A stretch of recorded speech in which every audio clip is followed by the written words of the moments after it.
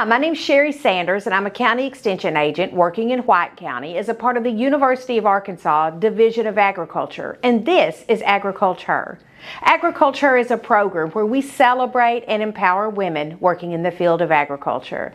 This month's feature is Magen Allen from Bismarck, Arkansas. Alongside her husband Jeremy, Magen manages multiple agricultural businesses while balancing the demands of family life and leadership service. She recently made history as the first woman elected to serve as vice president of the Arkansas Farm Bureau Federation. This is Magen's story. Jeremy and I have always had cattle. Jeremy's had cattle since he was about 14. He took out one of the FSA loans back in the day and bought his first herd.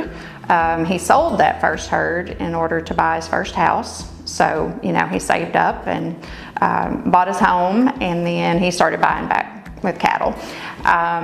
Jeremy's family had a dairy here in Hot Spring County. They were actually the last dairy to go out of business in Hot Spring County. That was a hard day, especially for his uncle that had worked in it for all those years.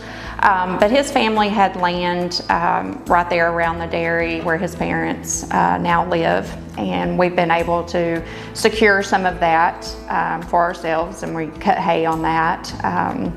And then we run our cattle. We now have about 160 head or so. We've kind of fluctuated anywhere from 600 head to none. It just kind of depended on the market and what was going on and the age of the cattle. There's, all those factors.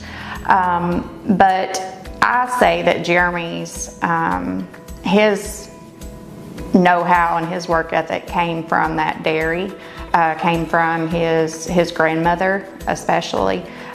She worked up into her 80s until she injured her leg and couldn't work anymore. But she didn't let a day go by that she wasn't busy and doing something. So Jeremy's dad is the same way. His mom's a lot that way. And so that is just instilled in him and myself. I'm the oldest. I'm the oldest daughter. And you hear those sayings, the oldest daughter is going to be the bossy one and this and that, but we both work really hard, and that with the cattle business that you've got to work hard, you got to learn how to do everything, but we keep those cattle on about 300 acres of rented land that we have here close to Bismarck. The one thing about our community is a lot of the farmland was subdivided prior to us being in a financial place that we could purchase it. We have started buying up what we can behind our house here. We're really, really close to having our property on Finch Road where our mill is and our home connecting. We can almost connect them now. But that's been important to Jeremy to buy property to have something to leave our kids. We didn't start out with land. We weren't given, we couldn't. It was all family land. So we had to start from scratch. And, he instills in our kids, or we both try to instill that even if you're given something, you still got to work. You got to work hard.